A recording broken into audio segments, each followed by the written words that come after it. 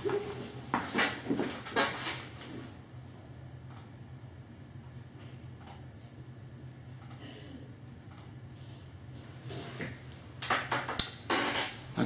I'd like to talk now about emotions and how they relate to communication, how we communicate with our child.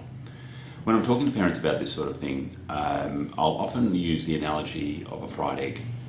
That if you think of the content of a message as the yolk of an egg, and the emotional imprint of that content around the actual content as the white of the egg.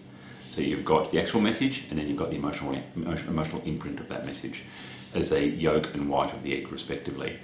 That this is basically how humans manage their emotional interactions. So if you've got two people, it's kind of like having two fried eggs, both of them trying to get their yolks over to each other and across the white. Now, of course, in child-parent interactions, sometimes this all gets mixed up and we end up with scrambled eggs. And no one knows what's the actual content and what's the emotional message.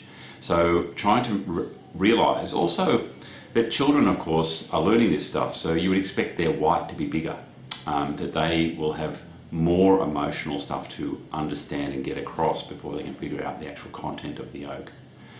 And hopefully our white will be smaller, but it depends on sometimes on your own personality and how you were brought up.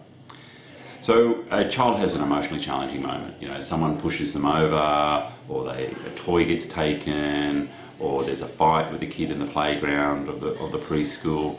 An emotionally challenging event. They're going to immediately look beyond that actual problem of being pushed or having the toy taken, and then have the big emotional response. Toby pushed me. I can't deal with that.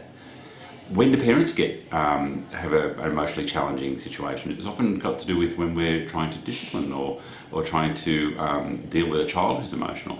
And this is where we need to keep our emotions in check and realise that what we actually want is the message to get across, and we don't want the emotions to get in the way of that delivery.